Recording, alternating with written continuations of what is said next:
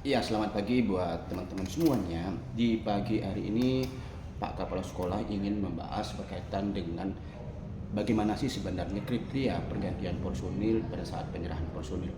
Karena banyak yang memahami secara sederhana ya, selama personilnya hadir, lalu pada saat dihadirkan itu lalu diganti dengan alasan semisal bahwa personil tersebut lagi terikat pada paket lain.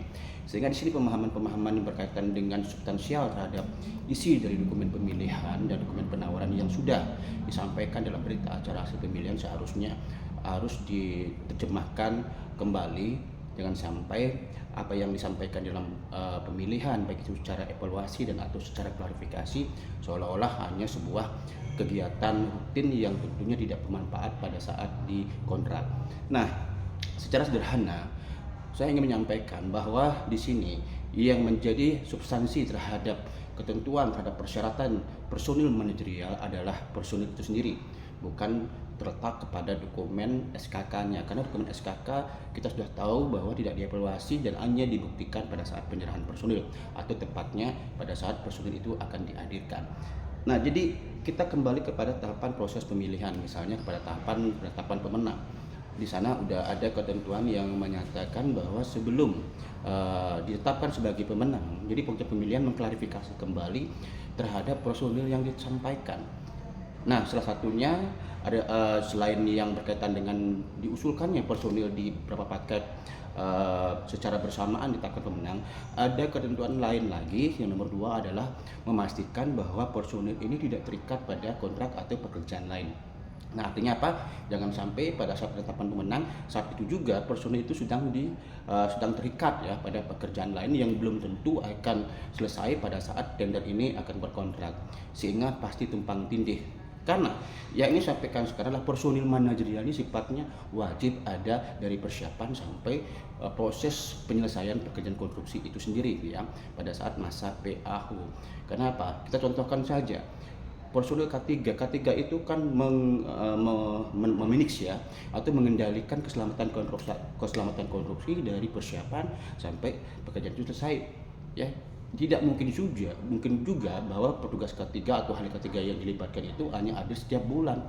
Karena apa? Karena risiko itu di dalam pekerjaan konstruksi ada tiap hari, itu harus benar-benar diawasi, dimanage ya, dikendalikan oleh K3 itu sendiri. Nah, lanjut pada tahapan pra penetapan. Di sini ketika personil tersebut sudah menyampaikan bahwa personil ini tidak terikat pada kontrak lain, tentu ini mengikat di berita acaranya pokja pemilihan. Dan di sini kita ikat juga dengan keterangan bahwa peserta atau direktur tidak boleh menyampaikan keterangan tidak benar. Jadi pada saat dia menyampaikan keterangan itu harus sifatnya adalah benar. Sehingga pada saat ada alasan personil itu akan diganti karena hanya ada 1 jam 2 jam pada saat dihadirkan lalu minta pergantian, seharusnya PPK melihat berita acara hasil pemilihan dulu bersamaan dengan berita acara klarifikasi yang sudah dibuat oleh Pokja dan diserahkan kepada PPK. Sehingga bila mana hasilnya pada saat berita acara hasil pemilihan dan klarifikasi mengatakan personil itu tidak terikat, maka tidak ada alasan personil itu akan digantikan karena alasan personil itu bekerja di tempat lain. Itu bisa one prestasi yo. Jadi nggak bisa diganti dengan personil apapun ya. Beda dengan yang tidak bisa menunjukkan bukti sertifikat. Itu permasalahan kedua. Bila mana personil ini hadir lalu kemudian dia tidak bisa menunjukkan bukti sertifikat ya.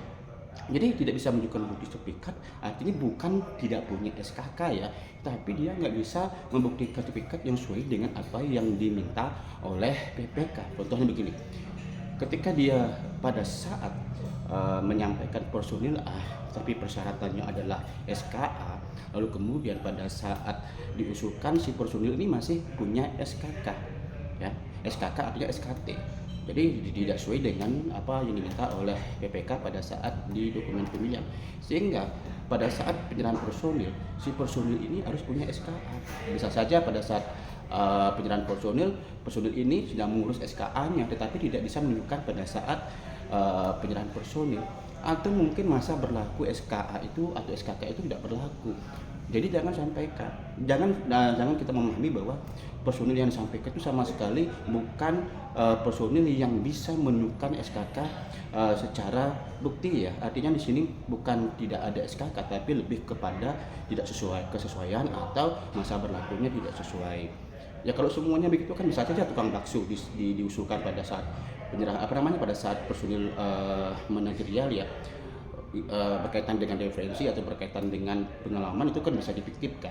Tapi di sini yang dimaksud adalah tidak bisa menunjukkan bukti sertifikat, itu lebih ke konteks adanya sertifikat tetapi tidak sesuai, bukan tidak ada sertifikat sama sekali. Ini yang perlu dikliarkan. Dan atau mungkin pada saat revisi Perlem 12 2001 itu lebih didetailkan apa sih dimaksud dengan tidak dapat menunjukkan bukti sertifikat, dan atau pada saat pergantian personil itu apa ya. Jangan sampai pergantian personil ini hanya main-mainan di pada saat kontrak, nggak masalah nggak ada personil, tapi penting pada saat di kontrak ganti gitu. Nah ini mungkin yang kita perlu diskusikan ya. Kalau saya memahami bahwa kontrak itu adalah bagaimana dia menyampaikan terlebih dahulu apa yang diusulkan, bukan mengganti terhadap apa yang diusulkan. Pergantian itu dimungkinkan, tetapi harus ada yang diganti. Nah itu yang sampaikan secara sederhana, semoga bisa menjadi diskusi yang baik untuk kita bersama. Salam pengadaan.